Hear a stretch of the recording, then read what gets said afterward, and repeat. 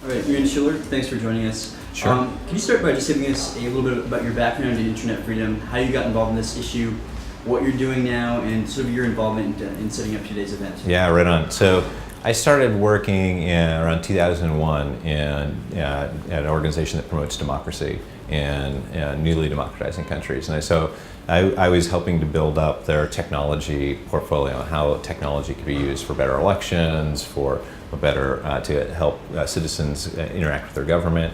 And over the years, as we were doing this work, it became, we were using the internet, we were using mobile phones, but there's some places that they just didn't work the way that you wanted to. They seemed like these great tools for change, but increasingly, people who were threatened by an empowered citizenry were figuring out how to manipulate them. And that became something that as a technologist we were really frustrated about. And I realized that we had to protect the tubes. We had to protect the internet itself as a place where people could have the rights and freedoms that they could be able to use those in a way that allowed them to advance democracy and rights offline. So I started working at the State Department in 2011, managing internet freedom programs and building up a community of organizations and experts that were doing this sort of work, including a lot of hackers who are developing tools like circumvention tools or secure communications tools to protect websites. And so did that for a few years and recently left the State Department to start my own organization called New Rights Group, which is a home for a lot of these kinds of projects and individuals to work together on solving big problems related to the internet and human rights. Mm-hmm.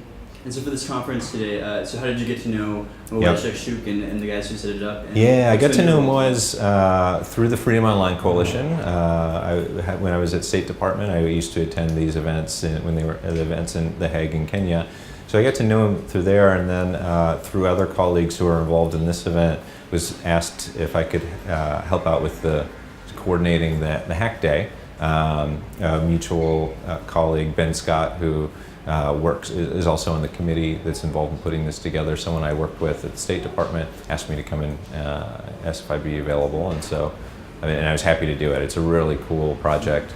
It's I think really remarkably important both for the country and also for the internet freedom community. Mm-hmm. So you talk about internet freedom. So personally, based on your background, your experiences, the different situations you've been involved in, what does that concept mean to you? It's a very broad term. What does that mean personally? Yeah, basically, so when the internet was built years and years and years ago, it sort of had these characteristics of openness, of equality. Every packet's treated equally. It doesn't matter what the content is.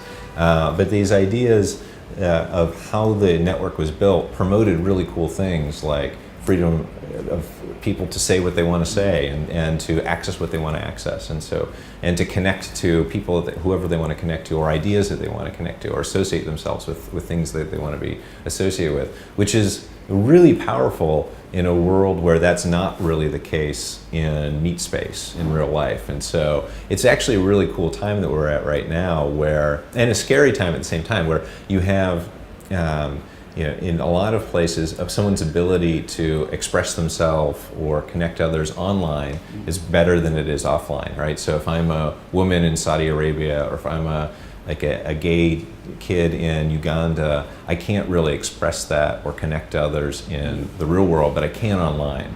And increasingly, that's sort of what's at stake. Governments who don't like that difference are figuring out ways to close that gap, and we need to keep it open.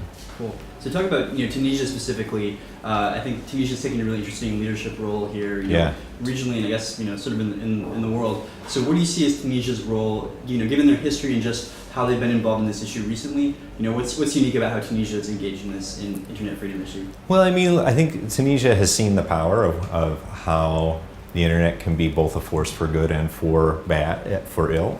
And so it has a great, rich history in a way that a lot of other countries don't, that it's really been on both sides. And so that puts it in a position of being able to be a leader on this that no one else really can. Even Western countries that are engaged in this topic can't lead in the same way as a country that's come out of that sort of tradition. And so I think this is really, part of the reason I'm really excited about this event is that it's pulling in a community of people who have a lot to add to this conversation, and are a really important time, particularly for the region, where I think that a lot of countries could go in a lot of different directions. Having Tunisia as an example of how a free and open internet can benefit society, it's going to be really important. And so I think it couldn't be a better time for this kind of event. So today's event, it's about hacking. This word hackers, I think, for a lot of people has sort of a negative connotation. Sure. So talk about what is a hacker really to you? What are the kind of hackers that we have here today, and how can they contribute to developing internet freedom? How can they what's their role in this sort of broader internet freedom 4 days conference that we have? I mean, a hacker is someone who tinkers, who builds, who wants to solve problems, who isn't afraid to break something in order to figure out how to fix something. A hacker is someone who is constantly trying to solve problems and figure out new ways to do things. And I think that the type of things that draw someone to doing that are wanting to see how things work, wanting to fix things, wanting to build build societies. And they're exactly the kind of things that a country needs as it's rebuilding itself, as it's rebuilding its infrastructure, it's rebuilding the way that people communicate, how they interact with their government. All of those are things that hackers can really positioned, have the right skills to contribute to. And so this is again like perfect.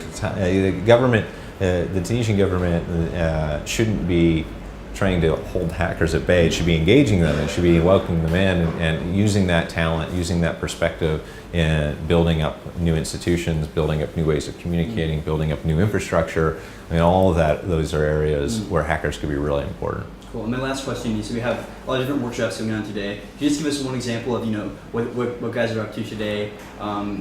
Just give people an impression of what are the cool things that are happening. Yeah, there's a lot of cool stuff happening.